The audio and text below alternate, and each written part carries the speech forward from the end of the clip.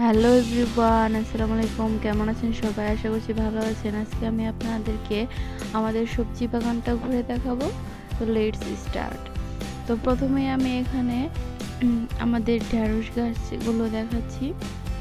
এই বাগানটা আমার বাবার করা। আমাদের সবজি এখান থেকে আমরা নিয়ে খাই।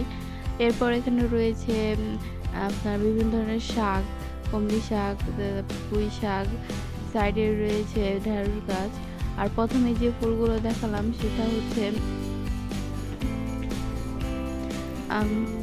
সেটা হচ্ছে ধুন্দুলের ফুল। এরপর রয়েছে কারকলের জাংলা, এদিকে রয়েছে আরও নানা রকমের শাক গাছ। এখানে রয়েছে লাল শাক। লাল শাক আমার খুব প্রিয় একটি শাকের মধ্যে একটি। এরপর এখানে রয়েছে কাগজি লেবু গাছ।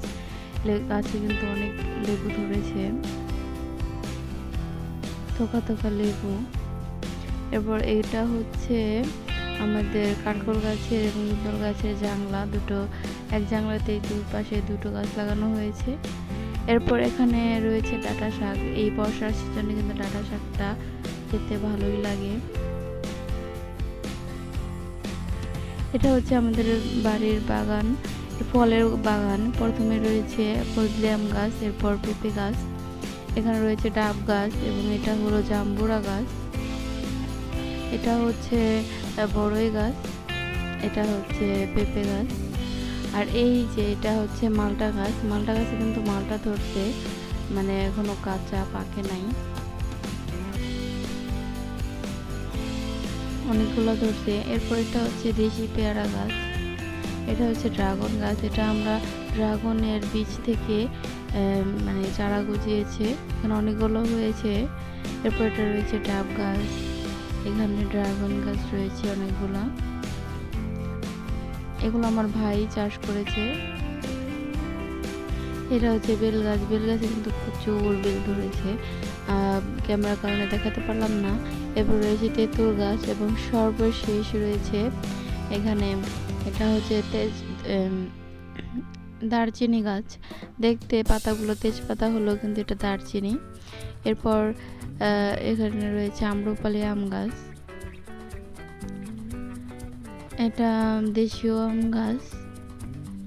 এখানে এটা ফজলি আম গাছ। ফজলি আম গাছের আমগুলো খুবই ভালো খেতে।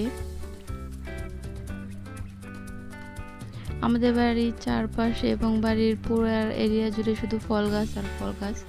আমার বাবা ফল গাছ লাগাতে খুবই ভালোবাসে। এটা হচ্ছে কমলা গাছ, এটা হচ্ছে তুলসী গাছ। তুলসী পাতা কিন্তু আমাদের শরীরের জন্য খুবই ভালো, বিশেষ করে বাচ্চাদের সর্দি ঠান্ডা লাগলে এটাও খুবই উপকার করে। এখানে রয়েছে আরও একটি কমলা গাছ। তো এই দিয়ে আজকে আমি শেষ করলাম আমার ভিডিও। আমার ভিডিও যদি ভালো লাগে অবশ্যই আমার চ্যানেলটি সাবস্ক্রাইব করবেন এবং লাইক, কমেন্ট ও শেয়ার করে পাশে থাকবেন এবং বেশি বেশি করে আমার চ্যানেলটি শেয়ার করুন। আর আমার ভিডিওটি কেমন লেগেছে অবশ্যই আমাকে কমেন্ট করে জানান। তো ঈদ সবার ভালো কাটুক এই কামনাই করে আজকে ভিডিও শেষ করছি।